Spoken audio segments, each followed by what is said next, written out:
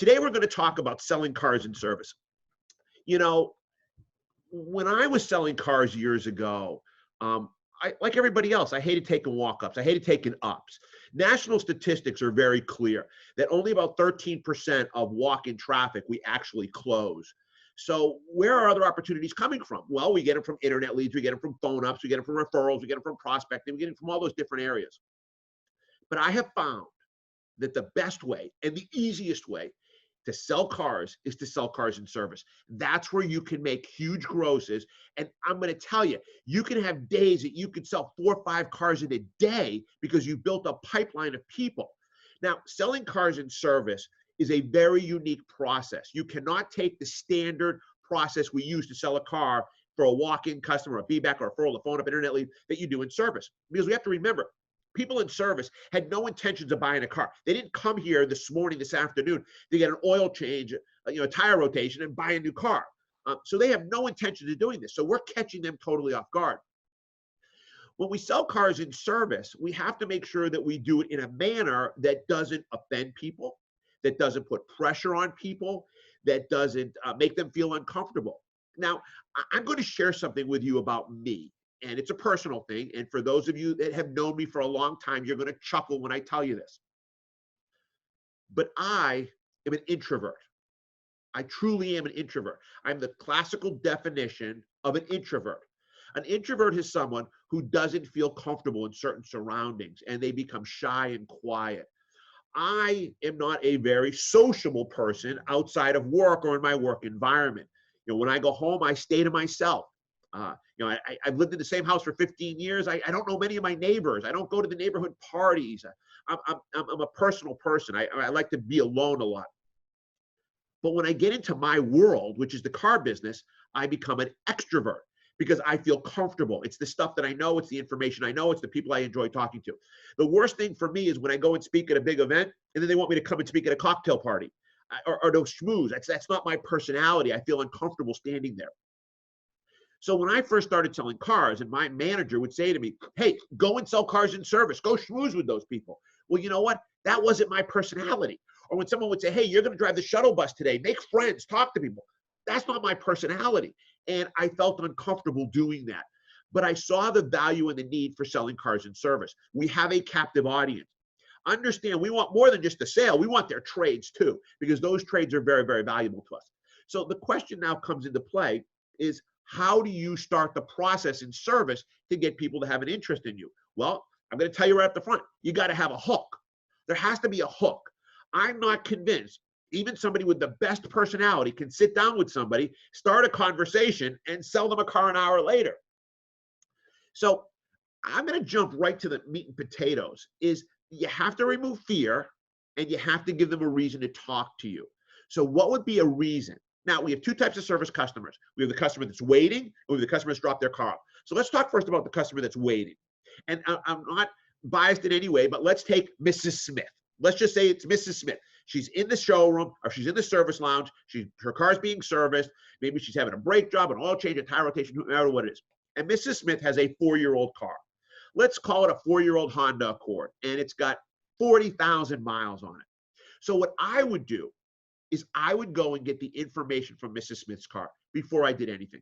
I'd get the vehicle, make, model, and the VIN number. What I would then do is I would take that VIN number and I'd go to KBB, Kelley Blue Book, and I'd enter the information and I'd come up with a value of Mrs. Smith's car. I don't need to go to my manager to do this. I'm looking for average wholesale value. And let's just say the average wholesale value on Mrs. Smith's car is $10,000. And I'm just pulling a number out of the air. Now what I'm going to do is I'm going to reduce it by $2,000 because I want to be safe with that value amount. Next I'm going to do is I'm going to take that $8,000 and I'm going to do a cap reduction on a 3-year lease. And we all know that's going to give us a very, very low payment, $150. And again, I'm making up a number. Now I have a hook. Now I have a reason to talk to Mrs. Smith. So now I'm going to go out to the lounge and I'm going to introduce myself to Mrs. Smith. Mrs. Smith, my name is David Lewis. I'm one of the sales representatives here. Listen, I was back in service. I saw your car. We have a tremendous need for pre-owned cars. Your car is in premium condition, and it's actually at the highest value it's going to be at the point of time. What I've done is I worked up a new payment for you, and I could put you in a brand new Honda Accord in a 3-year lease for as little as $150. And now here's where this gets important. Now you got to remove fear. And then I say to her, now, Mrs. Smith, please understand, I am not going to try to sell you a car today. That is not my goal. It is not my intention. So please don't worry about that. But what I'd like to do while you're here is in the next 15, 20 minutes, I could take you out on the lot. I could show you some of our new Honda Accords. You could get some information. Then I can give you all this in writing, and you could take it home and discuss it with your husband, share it with whoever you want to, and digest it. Would you like to kill 15 minutes with me? Now, everything to me is odds. I'm an odds person. I believe in odds. And I believe that if I present that to 10 people, I will get 6 of those people to say yes to me. And I think that's fantastic. So now I'm going to take Mrs. Smith out on the lot. Now, this is where I'm now going to get into my traditional sales process, but without any pre-qualifying questions, no trial closes, no innuendos, no nothing. So I'm going to walk Mrs. Smith over to all of our Honda Accords. And I'm going to say, Mrs. Smith, these are all the Accords we have that fit into the price range of about $150. And then what I'm going to do is I'm going to shut my mouth. I'm not going to say a word, because Mrs. Smith naturally will walk over and start looking at the cars. You can't bother Mrs. Smith now. You can't ask her questions. You got to let her browse and look in windows and look at stickers and do her thing. After a few minutes, I might walk up to her and ask her, hey, would you like to sit in one of them? So you get a comparison of your car to a new car. Hopefully she says yes. Again, I'm an odds maker. And sure, is there a particular color you like? And she picks the white one. Great. Let me get the keys. I'm going to come out. I'm going to get the keys. I'm going to let Mrs. Smith sit in the car. I might get in the car with Mrs. Smith. And now I'm going to do a presentation of the car. I'm going to sell her the car. I mean, it's still my job to sell the car. And I'm going to go through all the features and benefits that the car has to offer. Then I'm going to ask her, would you like to take it for a drive? We could drive it for a little bit. And we'll take it for a drive. And then we're going to come back to the dealership. Now, at this point in time, this is where this gets tricky. Because remember, I'm going to have you do something that is against everything you've been taught to do. So now I'm going to take Mrs. Smith and I'm going to bring her back into my office to my desk, and I'm going to sit her down. Now, I do have to ask Mrs. Smith a question to confirm that the numbers I'm giving her are correct. You see, we assumed when we did this number that she owed no money on her trade, that it was clear and free, and we used the total amount as a cap reduction. So I will ask her, Mrs. Smith, do you have a trade? And she says, I'm sorry, do you owe any money on your trade? And she says, yes, I think we have 10 payments left, and our payment's $300 a month. Okay, great. I have to readjust my number. So now I'm going to readjust my number with her trade value, with her payoff, and I'm going to give her a new number. Now, this is where this gets very, very hard. Very hard. My question to you is this. I present Mrs. Smith with the number. Do I ask her for the sale? And I'm going to venture to bet that most of you are going to say yes. And that's not the right thing to do. And I'll tell you why. Again, I told you I'm an odds person. If you asked 100 Mrs. Smiths at that point in time, would you like to buy the car? You'd be lucky if one said yes. Lucky, and I believe that. Now, do I believe it happens? Yes. Do I believe someone will say yes? Yes. But to me, it's not worth the risk. I present the numbers, and then I say to her, listen, take this information home, discuss it with your husband. And if it was Mr. Smith, I'd say, take this information home and discuss it with your wife, and let's talk in a day or two. You see, I believe, and I know some of you will disagree, that in a married situation, very rarely does a husband or a wife buy a car without talking to the other person. Now, I know there are men out there that are going to say, no, I'd buy a car without talking to my wife. And there are women that would say, I'd buy a car without talking to my husband. You are far and few between. You are the rarity of rarities, okay? You have to let Mrs. Smith feel comfortable. She can't feel pressured, because if she feels pressured, guess what? She's not going to come back to your service department again. And that's something we do not want to have happen. So I'm going to send Mrs. Smith on her way. We've spent an hour together, 40 minutes, whatever it may be. I know she likes the car. How do I know she likes the car? Well, I can tell. I can tell by the conversation. I can tell by her facial expressions. Who would not like a new car? Everybody would like a new car today. So I'm going to send her home. Now, what I do next is a cherry on top of my sundae. See, now what I'm going to do after she leaves, oh, and by the way, before she leaves, I am going to ask her if I can text her. I like to text. I'm a texter. Most people don't answer their phones anymore. And I would tend to agree that most people would say, sure, here's my cell phone number. The next thing I'm going to do is I'm going to go out and I am now going to make a video of that car that she looked at, just for her. I'm going to walk outside with my cell phone. I'm going to turn on the recorder, the video player. I'm going to walk around. I'm going to say, Mrs. Smith, say, thank you so much for spending some time with me this morning. Had a great time with you. Enjoyed it. I thought I'd make a quick video of the car. This is the 2021 Honda Accord in white that we looked at. This is the interior, blah, blah, blah, blah. And you want your video to be less than a minute long. Don't make it too long. Then what I'm going to do is I'm going to post my video on YouTube. Why on YouTube? Because it's free. That's number one. Number two, when I forward her that link, everybody can play a YouTube link, even if they're on cellular service. And number three, they trust the YouTube link. Another reason why I want to post it on YouTube is it gives me more exposure, because when I post that video on YouTube, I'm going to put on there 2021 Honda Accord white, my name, my dealership, my zip code. So if anybody Google searches 2021 Honda Accords, my video might show up. So that's just an added benefit I get. Then I'm going to copy and paste the link about an hour later, and I'm going to text it to Mrs. Smith. I'm going to say, Mrs. Smith, in my text, thank you so much for spending some time with me again today. I made a quick video of the car. I thought maybe you'd like to show it to your spouse, whatever the reason may be. And I'm going to send off the video.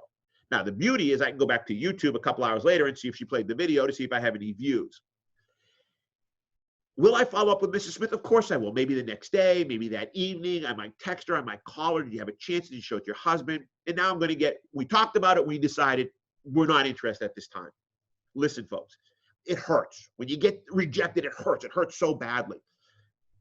But be kind, be polite. Say, listen, thank you very much. I understand. Could we stay in touch? Maybe in the future, blah, blah, blah. It does you no good to show anger. It does you no good to get defensive. And it does you no good to try to sell her even more, because you're just going to push her and him away. But a lot of people are going to say, you know what? My husband, my wife, we'd like to come back and take a look at the car. Yes, we're interested. We have an interest. And now you're going to get people back into the dealership. Now, again, I told you, I'm an odds person. I'm an odds maker. I can tell you right now that if you're writing 1,000 ROs, 1,000, that's 1,000 people coming into your dealership a month, you should sell 30 cars a month out of your service department, about 3%. That's how many you should be selling. And you're going to start having people now coming back. So it takes me about a week to 10 days to get all these people into my pipeline. Because if I'm making 3 or 4 or 5 presentations a day, within a week, I've made 20, 25 presentations. I'm going to start selling cars. Now, let's talk about the customer that dropped their car off, because a lot of people drop their cars off. So now it's a little bit different of a process. Still do the same thing. I still appraise the trade, get a number, do a lease with the cap reduction for the value of the car. And now what I do is I either call or text the customer. I like to call. So what I would do is I would call the customer and say, hey, Mr. Jones, I saw that your car was in here for service. We have a tremendous need for what you have. Your car's worth a lot of money. I did a little bit of math. If you have an interest, I can put you in a brand new vehicle for as little as $210 a month. When you come to pick your car up, if you'd like to ask for me, I've got a worksheet available, all written out for you, and you can take it home and think about it. So if I did that with 6 people a day, will 2 or 3 people come and see me asking for the worksheet? Absolutely. So now when they come to me, now my next question is going to be hey, while you're here, would you like to take 10 minutes? We can walk around. I can show you the car that I've priced this out on, and then you can take that information home. My only goal is to get them out to the car. I've got to make them to a point where I can make a presentation and demonstration. Again, am I going to ask these people to buy this car at the end of the process? No. Now, I know some of you're going to have managers that are going to say, no, you got to ask for the sale. You got to take a stab at it. You do what your managers tell you, okay?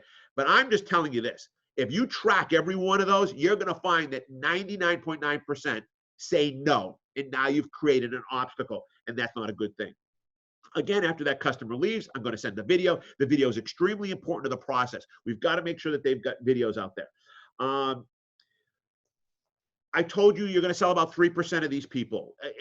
You've got to build the pipeline. The pipeline is what's going to make it happen for you. What's going to happen is, and I see this all the time when we put this in dealerships, I get the first week, I didn't sell anything. I get the second week, I sold 1. And then I get to the third week, oh my God, we sold 6 cars. Because again, people are coming back and coming through on a regular basis. Again, I'm just reviewing some of my notes here. If you come across as a salesperson, you are going to scare the crap out of them. Okay, you have to remove the fear. You have to let them know that there's no intentions of them to buy a car today. Okay, these people are very, very valuable to the dealership. Very, very valuable. Now, not only have you sold the car, but you picked up a great trade. And to me, the trade is a very, very important thing. Try not to close the deal. You have to build the pipeline. Let me go now to some of my questions. I'm getting a bunch of questions. Okay. What do you do with the ones that drop the car off? Okay. I think I kind of answered that. Again, just to reiterate, I call them. I still create the number. I still let them know that it's X amount of dollars per month. But the important thing is when they come in, I tell them that I have a sheet for them and they can come in, pick up the sheet, take it home, think about it. Okay. Let's see. Awesome. Thank you very much. Okay. Can you record these sessions? Someone's asking me. No, we'd rather you not. I don't need this to show up on YouTube. But for all of our active DLA online customers, these will start being archived here sometime in the next week. You'll be able to go right on the site and archive them. Okay, what is your advice for a service drive that turns over the customer to sales after they're interested? Great question. If somebody is going to, if you're getting turned over, if a customer, if service advisors turn the customer over and says, hey, these people might be interested in a car, I would go through the process of appraising it and giving them a low figure based on a cap reduction. I would go right into the sales process.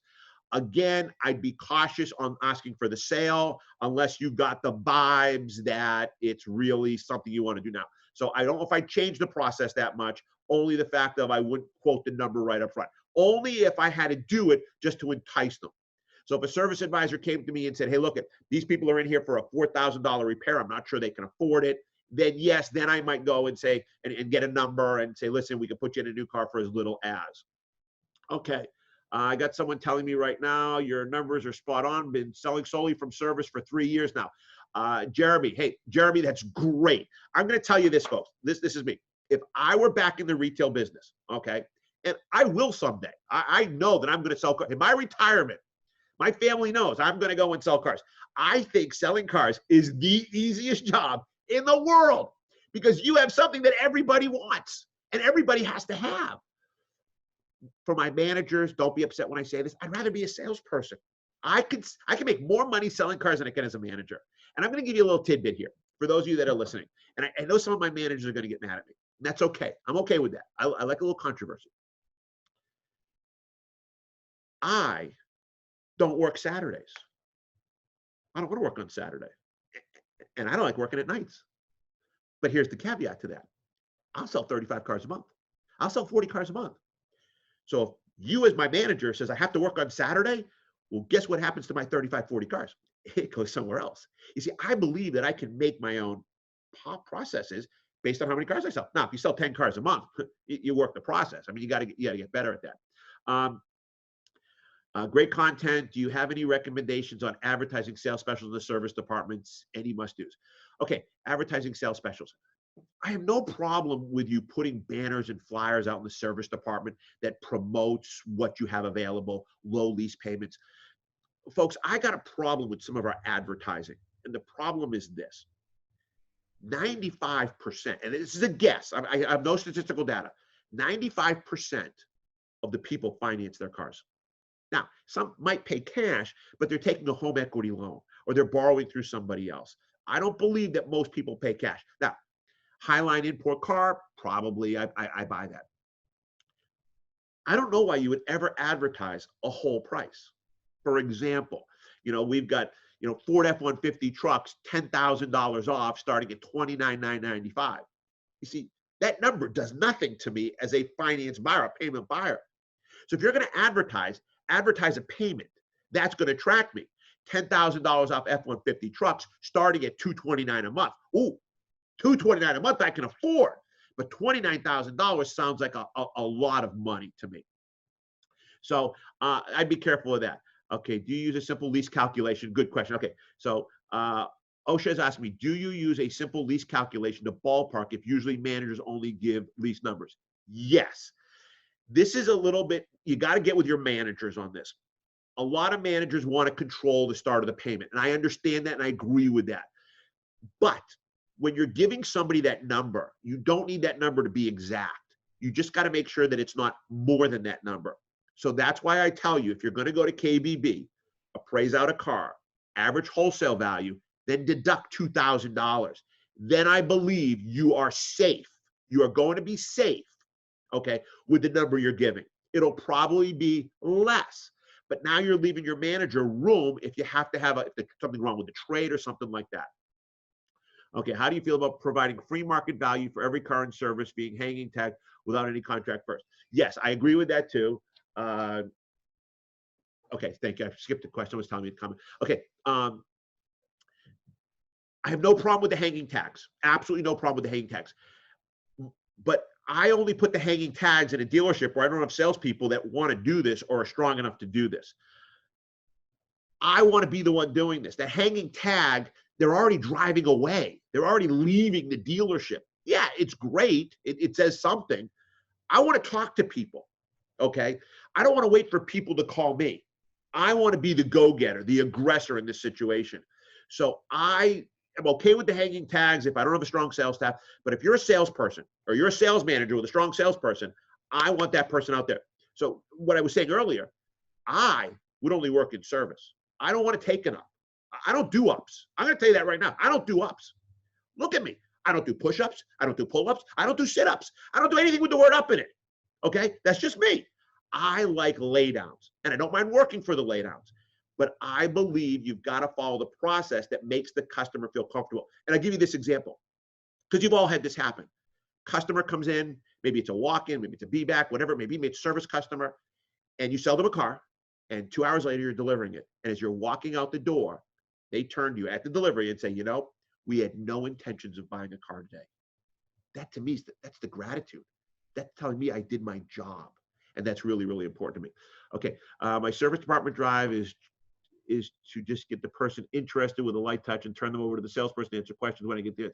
I always stay somewhat involved, but I'm not okay. I think I understand your question. And you're asking me, you're telling me that the service department will hand them over. My service drive department to just get the person. Okay, I get it. I personally don't know if I'm right or wrong. I don't want my service advisors talking about this at all. No. Because they're going to hurt me more than they're going to help me. Because if you can't train them to do it properly, that's number one. Number two, you're not giving anybody the hook. You got to have the hook. Without the hook, you're not going to go anywhere. So I believe that I want to control the process. Because I'm going to tell you this: if you have 10 people in service and you let the service advisors take care of this process to begin with, you'll be lucky if you get one. Get me out in that service drive, and I'm going to get 5 or 6. So I like to control the process. Okay, another one we put hang tags on, especially about asking to upgrade options. Plus, see, they've already looked at their cars. People are curious by nature. Yes, again, I agree with the hang tags. I don't think the hang tags hurt one bit. Okay, I've been told that I missed a question.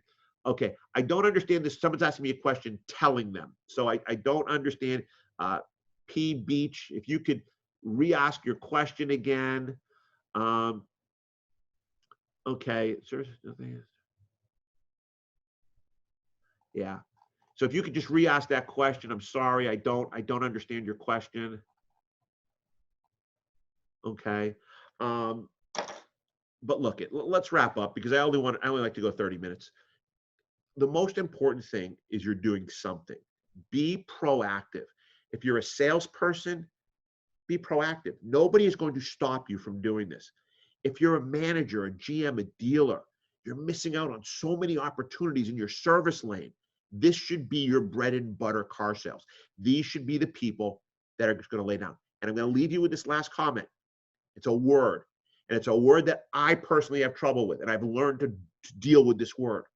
When you're selling in service, the word is patience. You have to be patient. You cannot rush the process. If you do, you are going to fail at this. You're going to fail at this. So I know we had a couple more questions come in. If you have any other questions, feel free to email me at dlewis@davidlewis.com. Okay, so listen, I want to thank you all for joining me today. Have fun, sell lots of cars, and you'll be really, really successful. Thank you for watching my video, and I hope I inspired you. If you enjoyed the content, please like, share, and click the subscribe button. Once you subscribe, make sure to hit the bell so you can receive more content like this every week. And should you have any comments or questions, I'd love to hear them.